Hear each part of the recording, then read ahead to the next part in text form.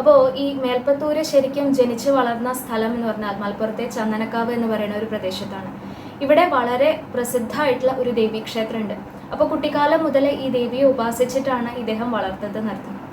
ഈ ശങ്കരാചാര്യര് ഈ ദേവിയെ സ്തുതിച്ചുകൊണ്ട് സൗന്ദര്യലഹരി എന്ന് പറയുന്ന വളരെ ഗംഭീരമായിട്ടുള്ള ഒരു കാവ്യം എഴുതിയിട്ടുണ്ട്. ആചാര്യന്മാർ പറഞ്ഞു കേട്ട കഥയാണ് കേട്ടോ. എന്തായാലും ഈ സൗന്ദര്യലഹരി കേട്ടപ്പോൾ ഈ ഭഗവാൻ വിഷ്ണുവിന് ഒരു മോഹം തോന്നിയിത്രേ, ഇത്രയും ഗാംഭീര്യമുള്ള അല്ലെങ്കിൽ കാവ്യഭംഗിയുള്ള ഒരു കൃതി എന്നെ പ്രകീർത്തിച്ചുകൊണ്ടും എഴുതപ്പെടണം എന്നൊരു മോഹം ഉണ്ടായിത്രേ. അപ്പോൾ ഇത് തൻ്റെ സഹോദരിയായിട്ടുള്ള ആ ദേവിയോട് പോയി പറഞ്ഞു എന്നാണ്. അപ്പോൾ ആ ചന്ദനക്കാവിൽ ഇരിക്കുന്ന ആ ഭഗവതി അതിന് അങ്ങനെ ഒരു കാവ്യം സൃഷ്ടിക്കണം വെച്ചാൽ അത്രയധികം കഴിവുള്ള മികവുറ്റ ഒരാൾ തന്നെ വേണമല്ലേ. അപ്പോൾ തന്നെ ഇന്നും സേവിക്കണ ഭജിക്കണ ആ മേൽപ്പത്തൂരിനെയാണ് ഇത്ര തന്നെ തിരഞ്ഞെടുത്തത്.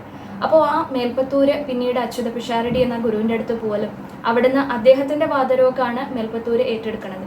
അങ്ങനെ ഈ വാദരോഗം വന്ന് പിന്നെ ഈ ഗുരുവായൂർക്ക് പോണ ആ ഒരു സന്ദർഭം അത് ഈ ഭഗവതിയുടെ പ്രേരണ കാരണമാണ് ഉണ്ടായതെന്നാണ് പറയുക. അപ്പോൾ ഈ സൗന്ദര്യലഹരി പോലെ തന്നെ അതിൻ്റെ ഒപ്പം നിൽക്കുന്ന ഒരു കാവ്യമാണ് നാരായണീയം.